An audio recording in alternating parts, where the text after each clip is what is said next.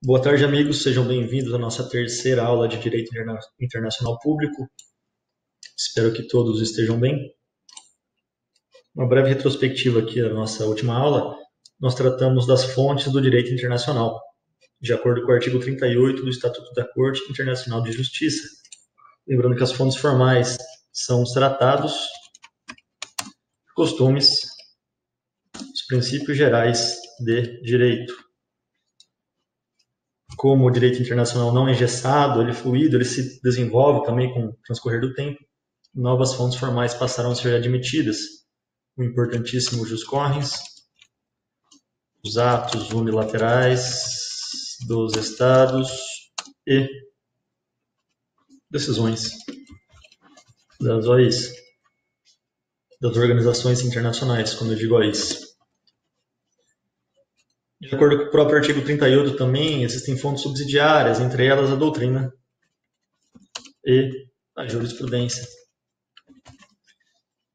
Hoje, em específico, nós abordaremos apenas uma fonte do direito internacional. Hoje falaremos sobre os costumes em específico. Creio que uma aula será suficiente para exaurir o tema dos costumes para a prova da OAB. Vamos lá? Costume. A definição do costume. Vamos lá. Reconhecimento generalizado pelos estados e demais sujeitos de direito internacional de que um determinado ato ou comportamento é obrigatório. O costume seria o próprio reconhecimento generalizado pelos estados e demais sujeitos de que um determinado ato ou comportamento é, sim, obrigatório. Antes de tudo, nós temos que diferenciar aqui. Diferenciar os costumes de atos de mera liberalidade. Atos de mera liberalidade. Ou atos de cortesia, melhor dizendo, atos de cortesia. O que seria um ato de cortesia? Seriam ações que não se entendem que são obrigatórias. Por exemplo, a concessão de visto. A concessão de visto para um estrangeiro entrar no território nacional. Recentemente, creio que não tão recentemente assim, os Estados Unidos, por meio do Donald Trump, ele barrou a entrada de determinados nacionais em seu país. Países conflagrados, Iêmen, Síria, enfim. Essa decisão acabou sendo derrubada pela Suprema Corte por questões de direito interno. Mas, de acordo com o direito internacional, essa decisão não é arbitrária, ela não é legítima, não é legal. Ela é válida. Tanto é que, recentemente, na pandemia, temos vendo vários países fazendo essa restrição de entrada de estrangeiros em seu território, de acordo com a sua própria discricionariedade, da sua oportunidade, da sua conveniência. Por exemplo, a questão da saúde pública é importantíssima. Então, os estrangeiros estão sendo barrados. Isso não há problema nenhum para o direito internacional, porque não é um costume. Veja bem, isso que eu quero dizer, isso não é um costume, isso é um ato de mera cortesia, mera liberalidade.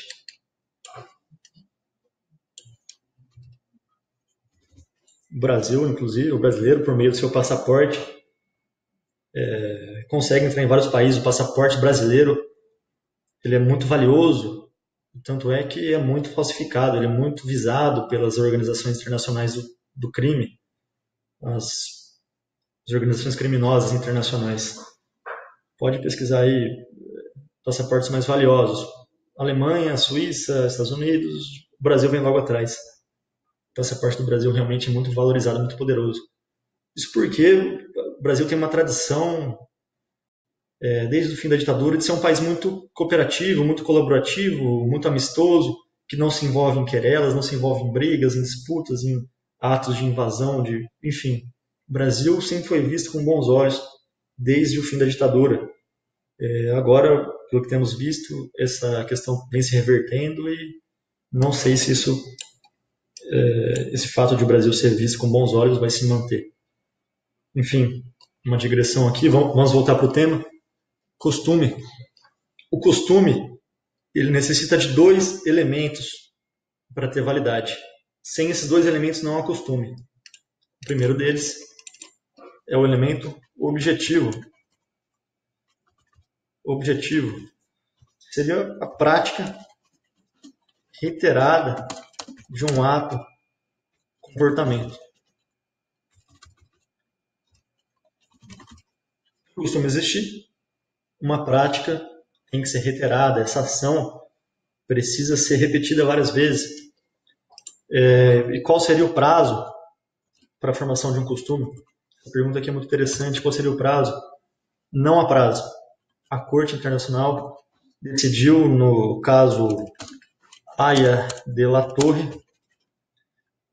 de 51, se não me engano, discutindo sobre o asilo diplomático, que não há prazo para a formação do costume. Em síntese, a Corte decidiu que basta que a prática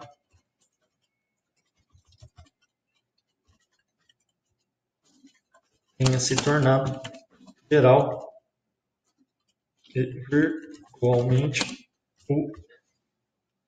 uniforme. Aqui é o grifo. Basta que a prática tenha se tornado geral e virtualmente uniforme. Geral aqui não quer dizer universal. Geral quer dizer que a prática tenha sido adotada pela maioria dos países. Se fosse universal, seriam todos os países, mas não. Se um país não aplicar esse costume, o costume não vai deixar de existir. E virtualmente uniforme, que a prática tem que ter certa similaridade, ela não pode ser muito diferente. Ela pode ter pequenas alterações burocráticas, um país aplica assim, outro país aplica de tal forma, mas se ela for consistente, se ela não tiver grandes diferenças, também o costume não vai deixar de existir. Esse é o quesito objetivo. Para quem tem interesse em se aprofundar, esse julgamento aqui é bem interessante, discutir o asilo diplomático. O asilo diplomático é um costume admitido principalmente na América Latina, na América do Sul, em específico, que permite pessoas se asilarem em embaixadas diplomáticas. Aconteceu, por exemplo, com o ex-presidente de Honduras, um caso que foi bem repercutido na mídia. O presidente Zelaya se albergou na Embaixada Brasileira em Honduras. Recentemente também o caso do Wikileaks, eu acho que é Assange, Julian Assange, que se asilou na Embaixada do Equador em Londres, ficou longos anos lá, morando na Embaixada, porque a Embaixada ela tem proteção, ninguém pode entrar na Embaixada para prender alguém, então ele se asilou na Embaixada lá. A Bolívia, por exemplo, não compartilha desse costume aqui. Isso aqui a gente vai falar depois, estou me adiantando. Certo. O segundo tema, o segundo elemento, bem dizendo, para a formação de um costume, seria o elemento subjetivo, psicológico, ou como é mais cobrado nas provas, guardem bem esse nome, opino juris. O que seria isso? Seria a certeza de que aquela prática é obrigatória. O critério objetivo, somente ele, sem a certeza de que aquela prática seria obrigatória, seria um ato de mera liberalidade, como já citamos ali na liberação de vistos, na liberação de entrada de estrangeiros no seu território. Então, o elemento objetivo precisa também do elemento subjetivo, do opino juris, da certeza de que aquela prática é sim obrigatória, de que consiste uma norma de direito internacional para formar o costume. Sem o opino juris, sem o elemento psicológico, não existe costume. Isso é importantíssimo. Quem não precisa respeitar os costumes? Lembrando que o costume tem a mesma força de qualquer norma, de qualquer fonte do direito internacional. Um costume, um tratado, por exemplo, tem a mesma força. Então, quem não precisa respeitar os costumes? Quem não precisa respeitar essa norma do direito internacional? Existe a figura, o objetor. persistente. Objetor persistente. Se o país, desde o início, lá no início da formação do costume, desde o começo ele fala, ó, não concordo com esse costume, eu não aceito praticar isso no meu país. Por exemplo, que eu acabei de dizer, é o caso da Bolívia. A Bolívia não aceita o costume do asilo diplomático. Tanto é que é o costume regional, o costume mais sul-americano, latino-americano, os países europeus, os países da América do Norte não praticam esse costume. Porque desde o início eles estão objetando, eles são objetores persistentes. Eles, desde o início disseram, não, esse costume não vale para mim. Então o costume ele pode não ser oponível contra todos. Existem exceções, como objetor persistente. Certo. Vamos para as questões. A aula não acabou ainda, porém eu mesclei as questões aqui, porque a questão vai deixar mais claro para a gente alguns pontos. Diferentemente dos tratados, os costumes internacionais reconhecidos pelo Estado brasileiro, lembre-se, pause o vídeo aí, resolve e volta comigo. Dispensam, para serem aplicados no país, qualquer mecanismo ou rito de internalização ao sistema jurídico pátrio. Diferente dos tratados, dispensam, isso está certo. Isso aqui remete à nossa primeira aula. Lembra que eu disse para vocês que o Brasil, em relação aos costumes, ele era monista moderado, ou seja, ele não precisa internalizar o costume, para o costume valer em seu território. Caso você não lembre, sugiro que volte na primeira aula e veja. O Brasil, em questão de costumes, é monista moderado. Em questão de tratado, ele é dualista moderado. Opinus juris é um dos elementos constitutivos da norma costumeira internacional. Essa está simples, com certeza. Lembrando que essas questões não necessariamente são da FGV. Eu acho que essa aqui seria do CESP, SEBRASP, para a Advocacia Geral da União. Então, a princípio, são questões mais difíceis do que as que cairiam na OAB. Por fim, última questão. O elemento objetivo que caracteriza o costume internacional é a prática reiterada, não havendo necessidade de que o respeito a ela seja uma prática necessária. Opinus juris necessitatis. Está errado.